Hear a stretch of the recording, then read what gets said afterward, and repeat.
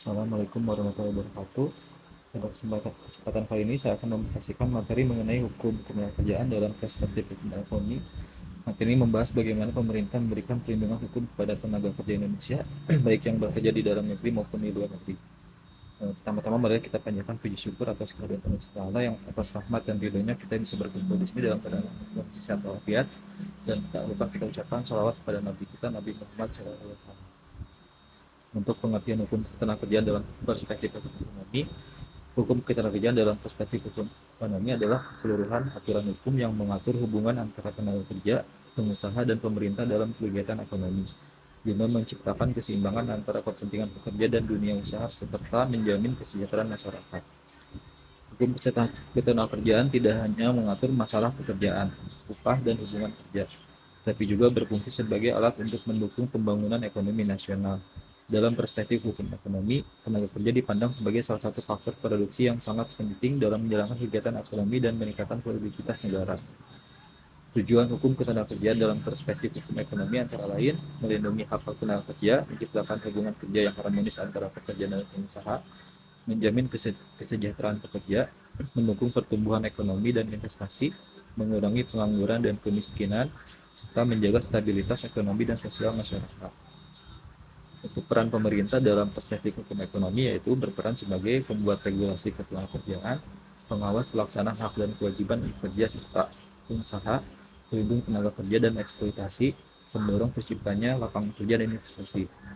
Untuk contoh peran dari pemerintah, pertama penetapan upah minimum atau UMR atau UMP.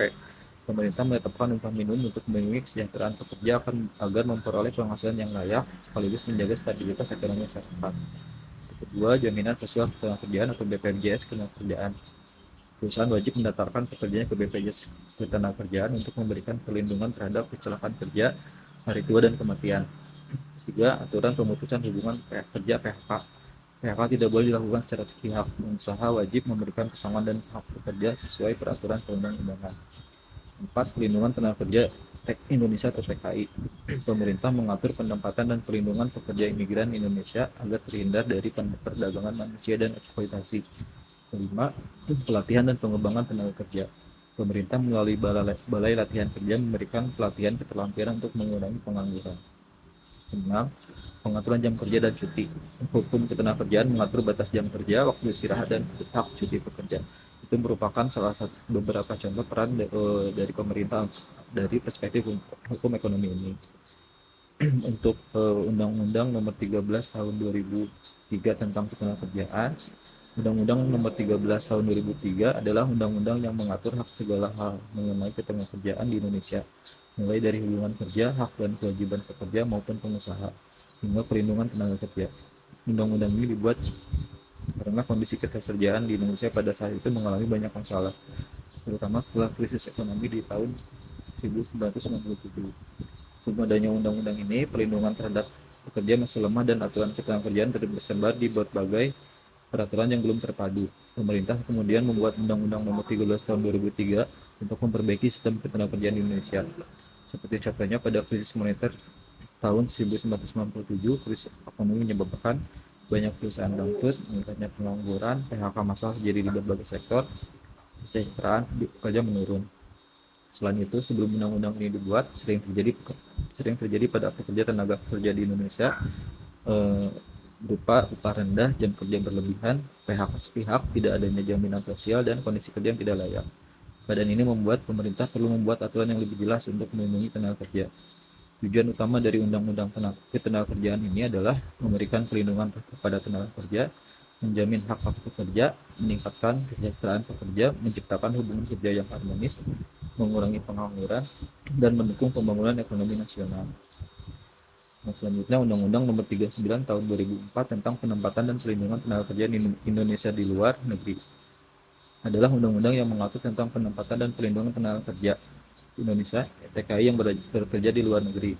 Undang-undang ini dibuat untuk memberikan perlindungan hukum kepada TKI agar terhindar dari kekerasan, eksploitasi, perdagangan manusia, kerja paksa, perlakuan tidak manusiawi. Latar belakang dibentuknya Undang-Undang Nomor 39 Tahun 2004 ini, penempatan tenaga kerja di Indonesia ke luar negeri sudah berlangsung sejak lama, tetapi perlindungan hukumnya masih sangat lemah.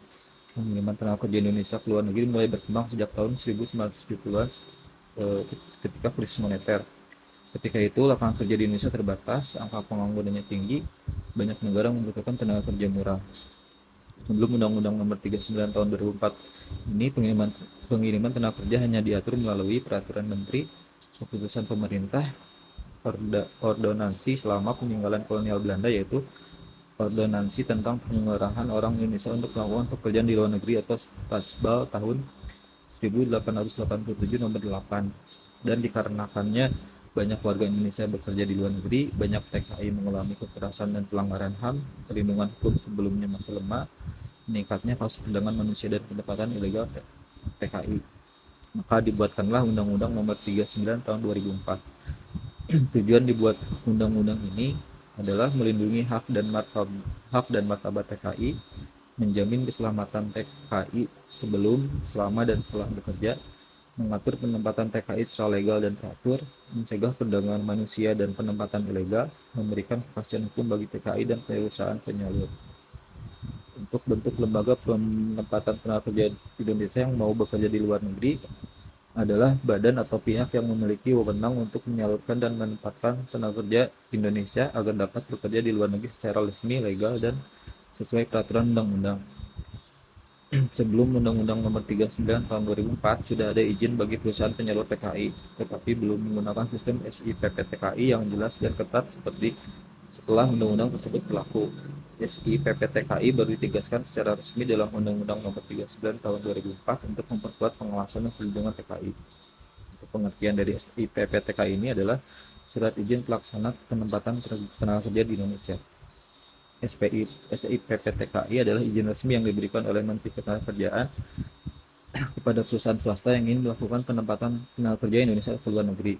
SIPPTKI bertujuan untuk mengontrol perusahaan penyalur TKI, mencegah penempatan ilegal, melindungi calon TKI, memastikan perusahaan memiliki kemampuan finansial dan tanggung jawab, serta dan untuk syarat mendapat SIPPTKI ini, perusahaan harus berbentuk PT, memiliki modal minimal 3 miliar, memiliki deposito jaminan sebesar 500 juta rupiah, memiliki sarana pelatihan, memiliki program pelindungan TKI. Untuk tata cara penempatan calon TKI yang diatur dalam Undang-Undang Nomor 39 Tahun 2004 diatur oleh pemerintah. Bentuk lembaga untuk penyerahan TKI mengatur lembaga tata cara penempatan calon TKI ke luar negeri. Untuk tahapannya antara lain pengurusan surat izin pengerahan atau ISIP, perusahaan penempatan harus memiliki izin resmi. Kedua, perekrutan dan seleksi. Calon TKI diseleksi berdasarkan usia, pendidikan, kesehatan, dan kemampuan bekerja. Ketiga, pendidikan dan pelatihan kerja. Calon TKI diberikan pelatihan keterampilan dan bahasa negara tujuan. Keempat, pemeriksaan kesehatan dan psikologi. Memastikan calon TKI sehat jasmani dan rohani. Kelima, pengurusan dokumen seperti KTP, paspor, visa kerja, sertifikat kompetensi, dan perjanjian kerja. Kemudian uji kompetensi menilai kemampuan kerja calon TKI. 7. Pembekalan akhir pemberangkatan atau PAP, memberikan pengetahuan tentang negara tujuan dan hak-hak TKI. 8. Pemberangkatan ke negara tujuan dilakukan secara resmi dan legal. Adapun untuk tujuan pengaturan tata cara ini, pertama, melindungi calon TKI, mengurangi TKI ilegal, mencegah perdagangan manusia, menjamin keselamatan dan hak TKI di luar negeri. Contoh yang berkembang pada masa ini adalah LPK yang memberangkatkan TKI ke Jepang, di mana perusahaan tersebut terlebih dahulu membina dan memberikan pelatihan kerja sampai dengan menyediakan kontrak dengan perusahaan di Jepang. Untuk kesimpulan dari presentasi ini, hukum ketenagakerjaan merupakan aturan yang mengatur hubungan antara tenaga kerja, pengusaha, dan pemerintah untuk menciptakan perlindungan, keadilan, serta kesejahteraan pekerja dalam kegiatan ekonomi. Undang-Undang Nomor 13 Tahun 2003 dibuat karena banyaknya masalah ketenagakerjaan di Indonesia, terutama setelah krisis ekonomi tahun 1997 yang menyebabkan pengangguran tinggi, PHK massal, dan lemahnya pelindungan pekerja. Undang-undang ini mengatur hak dan kewajiban pekerja maupun pengusaha, upah, jam kerja, PHK, jaminan sosial, dan perlindungan tenaga kerja. Sedangkan Undang-Undang Nomor 39 Tahun 2004 dibuat untuk melindungi tenaga kerja Indonesia atau TKI yang bekerja di luar negeri karena sebelumnya banyak terjadi kekerasan, eksploitasi, perdagangan manusia, dan penempatan ilegal terhadap TKI. Sebelum adanya Undang-Undang Nomor 39 Tahun 2004, pengaturan TK hanya berdasarkan organisasi kolonial Belanda dan berbagai keputusan yang perlindungannya masih lemah. Setelah itu undang-undang tersebut lahir, pemerintah mulai mengatur secara jelas bentuk lembaga penempatan tenaga kerja, tata cara penempatan calon TKI, perlindungan hukum TKI, serta izin resmi perusahaan penyalur melalui SIPP TKI. Dengan adanya kedua undang-undang tersebut, pemerintah berupaya menciptakan sistem ketenagakerjaan yang lebih tertib, aman, adil, dan mau melindungi hak tenaga kerja baik di dalam maupun di luar negeri. Demikian presentasi saya. Assalamualaikum warahmatullahi wabarakatuh.